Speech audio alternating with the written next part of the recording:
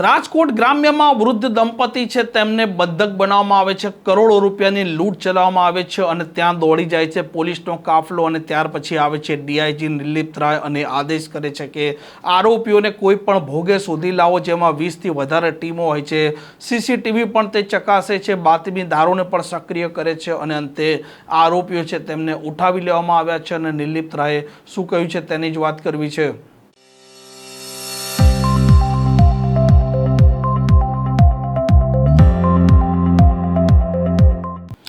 નમસ્કાર, આપ જોઈ રહ્યા છો હોટલાઇન ન્યૂઝ અને હું છું આપની સાથે તોફિક ગાંચી। રાજકોટ ગ્રામ્યના સાપર વેરાવળ પોલીસ સ્ટેશન વિસ્તારમાં થોડાક દિવસ અગાઉ એક વૃદ્ધ દંપતી છે તેમને તેમના જ ઘરમાં બંધક બનાવી કેટલાક બુકાનીધારીઓએ કરોડો રૂપિયાની લૂંટ કરી હતી, જેમાં આ વૃદ્ધ દંપતી છે ત્યાર પછી તે પોલીસ સ્ટેશનને જાણ કરે છે। પોલીસનો કાફલો ત્યાં દોડી આવે છે અને ઘટના ગંભીર હોવાથી ડીઆઈજી નિર્લિપ્ત રાય પોતે પણ ત્યાં આવે છે। 20થી વધારે પોલીસની ટીમો બનાવવામાં આવે છે, સીસીટીવી પણ ચકાસવામાં આવે છે, ટેકનિકલ સર્વેલન્સ અને બાતમીદારોને સક્રિય કર્યા બાદ આ આરોપીઓ છે તે મધ્યપ્રદેશથી અહીંયા લૂંટ કરવા આવ્યા હતા, તેમને દબોચી લેવામાં આવે છે। આ ઘટનાને લઈને ડીઆઈજી નિર્લિપ્ત રાયે શું કહ્યું છે તે પણ સાંભળો।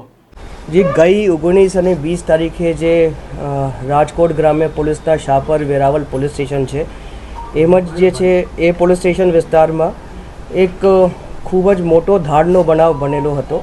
એ ધાડનો બનાવ એવી રીતનું હતો કે ત્યાંના જે જૂના રાજવી પરિવાર છે એમાં જે જીતેન્દ્રસિંહ જડેજા જે ભોગ બનનાર છે એ પોતાના મકાનમાં એકલા સૂતા હતા અને રાતે જે છે એના કહેવા મુજબ 6 થી 8 લોકો ત્યાં આવ્યા અને આવીને જે છે એણે બાય ફોર્સ સાઈડમાં બેસાડી અને નાની મોટી ઈજા કરીને ત્યાંથી એમના પૈસા અને દાગીના અને સાથે જે છે એનો લાઇસન્સ વેપન જે રાઇફલ હતી એ લઈને જતા રહ્યા હતા। હવે જે બનાવ છે એ ખૂબ જ સિરિયસ બનાવ છે હતો અને બનાવ જે છે એ તાત્કાલિક જે છે એ રાતનું બનાવ હતો। પોલીસે જે છે ઇમિડિયેટલી શાપર વેરાવલ પોલીસે રિસ્પોન્ડ કર્યું હતું। ત્યાં જઈને જે છે જે રીતે કોઈ પણ સીન ઓફ ક્રાઇમ છે એને સિક્યોર કરવામાં આવે છે તો એ સીન ઓફ ક્રાઇમ જે છે પ્રોપર સિક્યોર કરવામાં આવેલ હતો। ત્યારબાદ જે સીન ઓફ ક્રાઇમની વિઝિટ જે છે એ એસપી રાજકોટ ગ્રામ્ય શ્રી વિજયસિંહ ગુર્જરે કરી હતી અને ત્યાં જે છે એમની અધ્યક્ષતામાં એફએસએલને બોલાવેલું હતું અને સાથે સાથે ફિંગરપ્રિન્ટ એક્સપર્ટ અને જે ડોગ સ્ક્વોડ છે આ ડોગને બોલાવવામાં આવેલ હતું।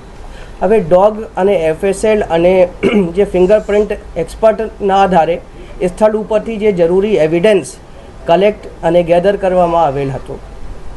હવે જે આ બનાવની મારા દ્વારા પણ વિઝિટ કરવામાં આવેલ હતી અને ડીજીપી સરે પણ વારંવાર જે છે આ ગુના કઈ રીતે ઉકેલી શકાય અને તપાસમાં શું કઈ રીતે આગળ વધવું જોઈએ આ ડીજી સરનું પણ અમને સતત માર્ગદર્શન મળતું હતું। ત્યારબાદ અલગ અલગ જે છે એસપી સાહેબ દ્વારા 20 ટીમો બનાવવામાં આવેલ હતી। આ ટીમોને જે છે અલગ અલગ ટાસ્ક જે છે સોંપવામાં આવેલ હતું। એક અમુક ટીમ જે છે આ લોકો જે આરોપી જે રસ્તાથી ગયા હતા એ રસ્તામાં જે છે તમામ જે સીસીટીવી કેમેરા છે એ ચકાસણી કરતા હતા। અમુક ટીમોના જે પોલીસવાળા છે એ લોકો જ્યારે આરોપી જે રસ્તાથી સ્થળ ઉપર બનાવના સ્થળ ઉપર આવ્યા હતા એ તમામ સીસીટીવીની ચકાસણી કરતા હતા। અમુક લોકો જે છે સ્થળ ઉપરના ટાવર ડમ્પ આઈપીડીઆર ડમ્પ આ ટેકનિકલ ડિટેલ્સનું એનાલિસિસ કરતા હતા અને અમુક લોકો જે છે જે અગાઉ જે લોકોએ આવી પ્રકારના એમોથી ગુનો આચરેલો છે એ જે જૂની વિગતો કાઢીને એ આરોપી હાલ બેલ ઉપર છે, આરોપીની લોકેશન ક્યાં છે, આરોપી જે છે કઈ ટાવર ડેટામાં આરોપીનું હાલનું નંબર મેચ થાય છે એ બધી જે છે ચકાસણીઓ કરતા હતા। એવી રીતે કુલ જે છે 20 ટીમો આ ડિટેક્શનમાં કાર્યરત હતી। પછી આ જે છે રાજકોટ ગ્રામ્ય પોલીસ માટે ખૂબ જ મોટો પડકાર હતો, કેમ કે ઇનિશિયલી જે છે જે સીસીટીવી ફૂટેજ અમને મળેલા હતા એ ખૂબ જ બ્લર હતા અને જે છે આરોપીઓ જે છે જે સ્થળ ઉપર આવ્યા હતા એ બોલેરોમાં બેસીને આવ્યા હતા।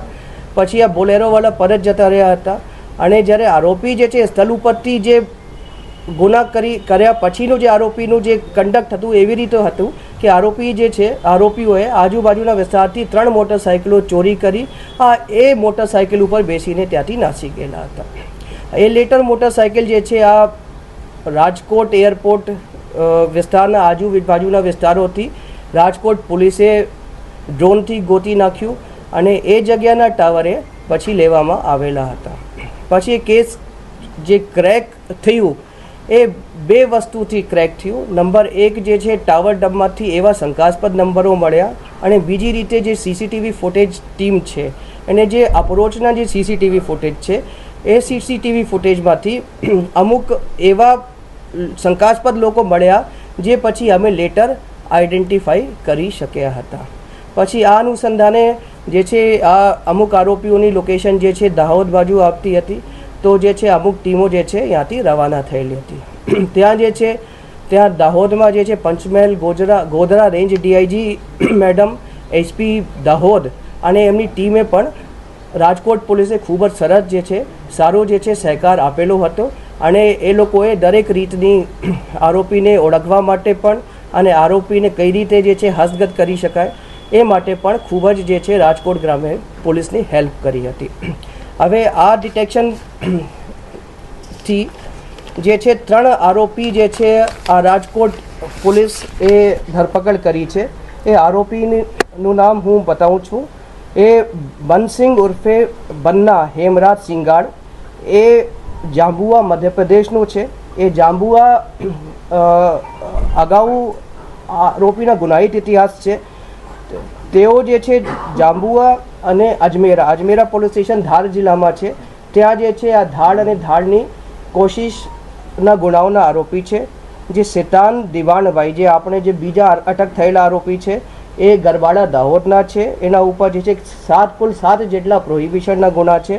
અને જે ત્રીજા આરોપી જે પકડાયા છે એ આરોપીનું નામ છે દિનેશ શેતાનભાઈ પરમાર, જે ગરબાડા દાહોદના છે અને એના ઉપર પણ 2 પ્રોહિબિશનના ગુનાઓ દાખલ છે. જે પકડવાના બાકી આરોપી છે એ કુલ 5 છે, જેમાં મુખ્ય જે આરોપી પકડવાના બાકી છે એનું નામ છે કમલસિંહ ઉર્ફે કમલસિંહ માવજીભાઈ સિંગાડા, જે જાંબુઆ મધ્યપ્રદેશના છે. અને કરણસિંહ મડિયા, એ પણ જાંબુઆ મધ્યપ્રદેશના વતની છે. હવે જે છે આરોપીઓ પાસેથી જે મુદ્દામાલ કબજે કરેલા છે એની વિગત હું આપને જણાવું છું. એ ધાડમાં જે મુદ્દામાલ જે રોકડ રકમ ગયેલી હતી, એ રોકડ રકમ પૈકી જે છે 43,18,500 રૂપિયા જે છે આરોપી પાસે રિકવર કરવામાં આવેલા છે. તે સિવાય આરોપી પાસે જે ધાડમાં ગયેલા ઘરેણાં હતા એ જે છે 21,22,380 રૂપિયાના ઘરેણાં જે છે પોલીસે ઓરિજિનલ ઘરેણાં જે છે રિકવર કરેલા છે. આપ તમે લોકો અહીંયા જોઈ શકો છો. એ સિવાય જે છે આરોપીઓના અગાઉના જે ગુનાહિત ઇતિહાસ છે એમાં એ લોકોએ જે ગુનો કર્યા છે એવા જે છે ઘરેણાં જે છે ત્યાં એ લોકો પાસેથી મળ્યા છે. પછી ધાડમાં જે ઉપયોગ કરેલી બોલેરો કાર છે, જે આરોપીઓ સ્થળ ઉપર આવ્યા હતા એ બોલેરો કારમાં બેસીને આવેલા હતા. એ બોલેરો કાર જે છે એ જે આરોપી પાસેથી જે મળી આવેલી છે. પછી ધાડમાં જે ઉપયોગ થયેલા છે, જે આરોપીને ઘરમાં પ્રવેશવા માટે જે હથિયારોનો ઉપયોગ કર્યા છે એ પણ આપ લોકો જોઈ શકો એ આરોપીઓ પાસેથી મળી આવેલા છે. અને એ સિવાય આરોપીઓના મોબાઈલ ફોન, उसके बाद જે ધાડમાં જે કર્યા પછી જે 2 મોટરસાઇકલો જે ચોરાયેલી હતી એ પણ જે છે મોટરસાઇકલ મળી આવેલી છે. એ સિવાય જે ઓરિજિનલ જે રાઇફલ છે, જે લાઇસન્સ વેપન હતું જે ફરિયાદી પાસેથી લઈ ગયેલા હતા, એ લાઇસન્સ વેપન પણ આપણને મળી આવેલી છે. અને આ જે છે હવે હું જે પોલીસવાળા છે, આ જે ટીમના લીડર્સ છે, ઇન્ચાર્જીસ છે, એનું નામ હું તમને બતાવું છું. સૌથી પહેલાં તો હું એસપી રાજકોટ ગ્રામ્યને અભિનંદન આપું છું. એની સાથે ત્યાંના 2 એએસપી સાહેબોને અને જે છે ડીવાયએસપીને પણ હું અભિનંદન આપું છું. સિવાય એલસીબી પીઆઈ, સિવાય PSI KM Chavda, PSI HC Gohil, PSI Bhimani, PSI Bharwad અને જે એલસીબી એસઓજીના અન્ય પીએસઆઈઓ હતા એ લોકો જે છે આ ડિટેક્શનની કામગીરીમાં જે છે એ લોકોનું ખૂબ જ સારું યોગદાન છે. એ સિવાય જે સાપર વેરાવળના જે થાના અમલદાર છે એમણે જે છે આ ગુનાની જે છે ઇનિશિયલ ઇન્વેસ્ટિગેશન ખૂબ જ સારી રીતે કરી છે. અને જે રીતે જે છે ફોરેન્સિક અને સાયન્ટિફિક એવિડન્સ કલેક્ટ થવું જોઈએ એવી રીતના જે છે એવિડન્સ જે છે કલેક્ટ કરવામાં આવેલા છે.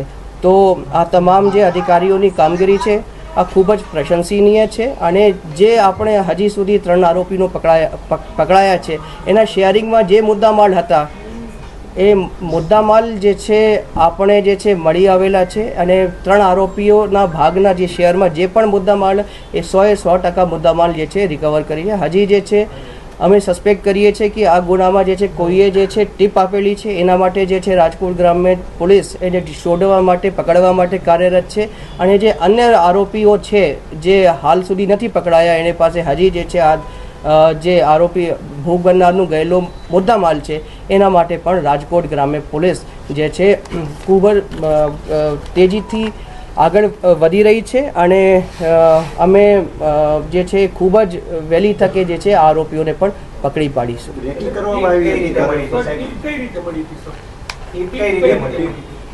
હવે અમે સસ્પેક્ટ કરીએ છીએ કેમ કે હજી જે છે ઇન્ડિકેશન છે પણ જે છે ફૂલ પ્રૂફ અમારી પાસે એવિડન્સ નથી. પણ અમે એ